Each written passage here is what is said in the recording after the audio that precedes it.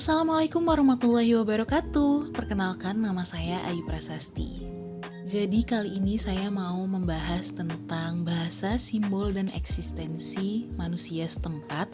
Jadi intinya itu tentang saya ngebahas salah satu suku yang ada di kota saya. Saya mau ngebandingin tentang kebudayaan asli suku tersebut dan kebudayaan suku tersebut di kota saya. Jadi kenapa sih saya maunya ngebahas salah satu suku yang ada di kota saya? Jadi alasannya kota saya itu kota Balikpapan, dan di kota Balikpapan itu nggak ada spesifik satu suku utama gitu. Jadi di sini tuh ada banyak suku, suku Banjar, suku Dayak, suku Jawa, Madura, Bugis, ada macam-macam suku yang ada di Balikpapan. Jadi saya milih salah satu suku yang juga saya termasuk suku tersebut, yaitu suku Banjar. Salah satu sifat suku Banjar yang paling kental, yang paling terlihat itu adalah agamis atau religius. Jadi biasanya orang Banjar itu di rumah-rumahnya dikasih figura gitu, isinya entah itu foto ulama atau ayat-ayat Al-Quran seperti itu. Nah, sifat yang agamis itu tadi ngaruh ke setiap kegiatan tradisi yang kental sama nuansa agama. Karena di rumah aku lagi banyak anak-anak, jadi aku mau ngebahas salah satu kegiatan tradisi atau upacara adat yang ada kaitannya dengan anak-anak, yaitu Ba'ayun Mulut. Ba'ayun Mulut itu kan terdiri dari dua kata. Yang pertama Ba'ayun, yang kedua mulut. Ba'ayun itu artinya beayun atau mengayun gitu, berayun. Nah, kalau misalnya mulut itu artinya peristiwa kelahiran Nabi Muhammad SAW, atau biasa kita sebutnya maulid atau maulud Nabi. Intinya Ba'ayun Mulut itu kegiatan mengayun anak sebagai ungkapan rasa syukur atas lahirnya Nabi Muhammad SAW. Kegiatan ini itu dilakuin biasanya sama bayi dari baru lahir sampai usia 5 tahun. Dengan sifat religiusnya tadi juga ditunjukin di upacara adat Ba'ayun Mulut ini. Apalagi kegiatannya juga diwajibkan untuk dilakuin di masjid pada tanggal 12 Rabiul Awal.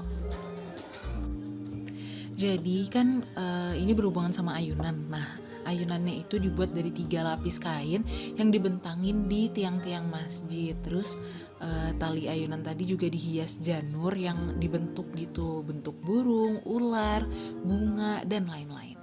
Jadi sebelum dibahas lebih lanjut lagi nih, sebelumnya saya udah melakukan riset dulu nih. Jadi ke keluarga-keluarga mamah yang ada di Banjar sana, sama nyari di internet juga.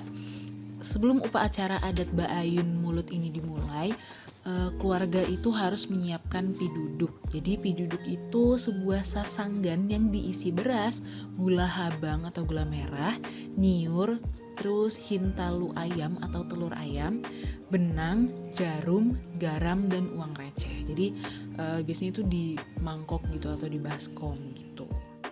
Kemudian acara bakal dimulai dengan bacaan Maulid Al-Habsyi, Maulid Ad-Dibai, atau Maulid Al-Barzanji. Jadi setelah bacaan-bacaan tadi, si bayi atau anak-anak kecil tadi bakal dibawa masuk dan ditaruh di ayunan, terus mulai diayun perlahan-lahan.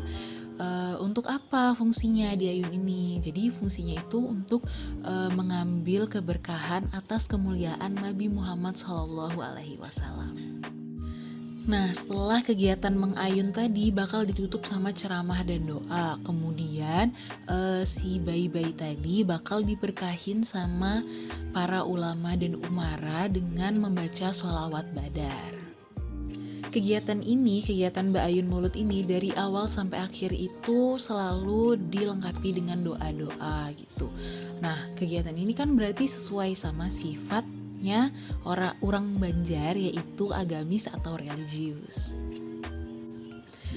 Kali ini saya bakal membandingkan dengan suku Banjar yang ada di Balikpapan.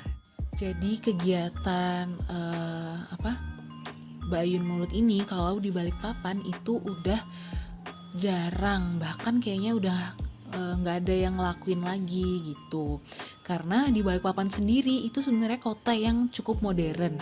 Selain banyaknya sukunya campuran gitu, jadi nggak matok untuk pakai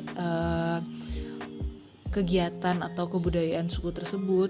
Di Balikpapan itu cukup modern, jadi bahasa daerah aja nggak punya gitu, jadi pakainya bahasa Indonesia.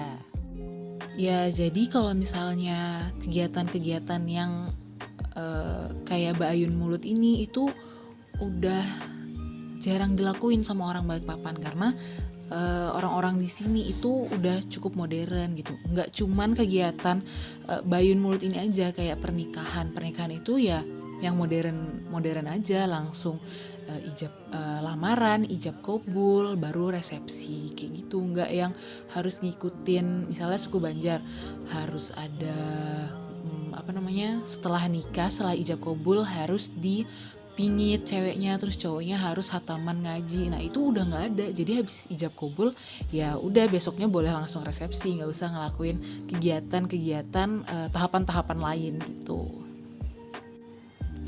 Jadi itu dia tadi penjelasan aku tentang salah satu upacara tradisi suku Banjar, yaitu Baayun Mulut, dan perbandingannya sama di Balikpapan. Jadi di Balikpapan itu emang udah cukup modern, jadi udah jarang ada kegiatan-kegiatan tradisional gitu. Apalagi isi orang-orang yang ada di Balikpapan itu sukunya campuran gitu. Jadi sekian dulu vlog video ala-ala dari saya. Apabila ada salah kata atau salah informasi mohon dimaafkan. Wassalamualaikum warahmatullahi wabarakatuh.